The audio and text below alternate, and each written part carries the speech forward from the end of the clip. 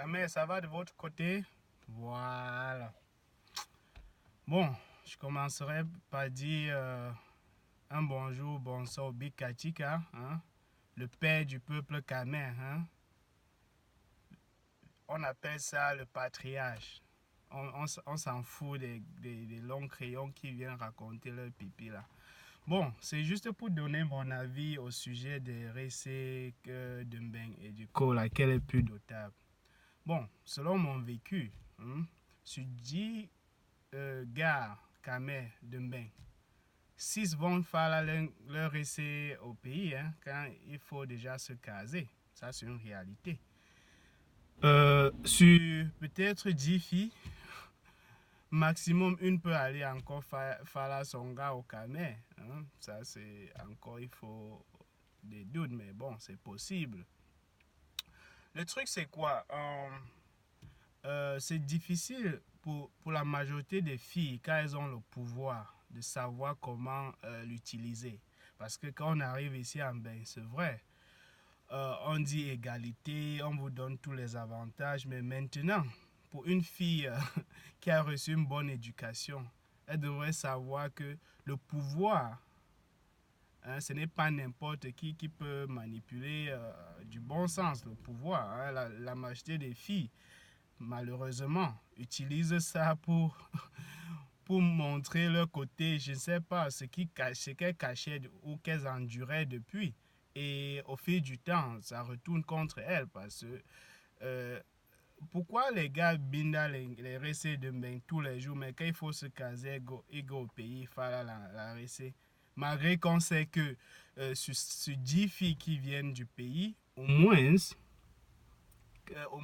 4 vont au Sindem.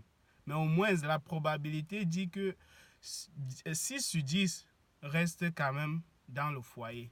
Alors qu'en Mbeng, du premier au dernier jour, tu n'es même pas sûr si tu vas avoir 40 ans. C'est l'AVC. Si ce n'est pas l'AVC, c'est la police.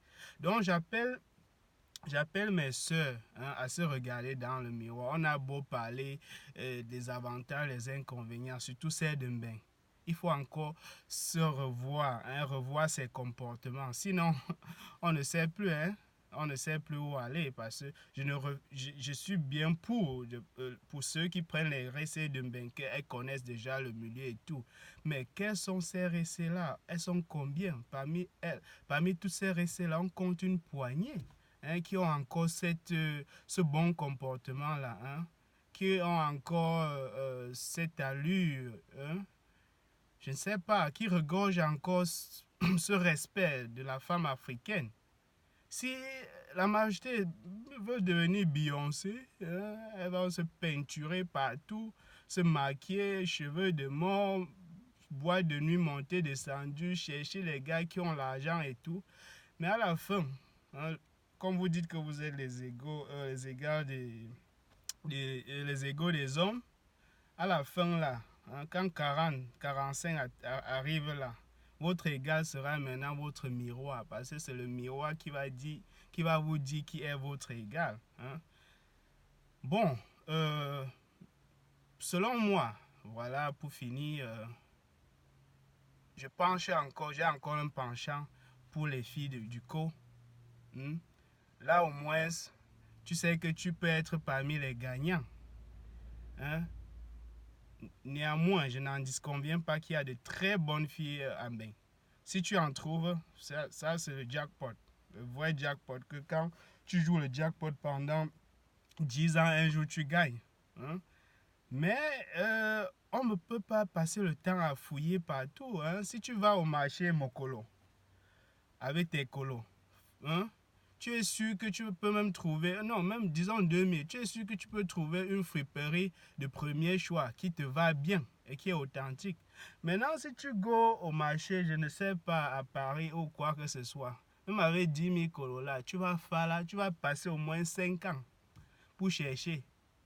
Et tout ce que tu vas trouver, ça aurait l'air authentique à vue de après là, tu portes quelquefois là, ça lâche. Donc, anyway, les récits, allez easy, parce que là, c'est juste mon avis. On ne se fâche pas. Chacun est libre de commenter comme il veut. Donc, bon, Salut au terre, hein, et surtout au patriarche du, hein, Dizzy You. Ça, c'est un grand frère à moi. Bon, merci le terre, on est ensemble.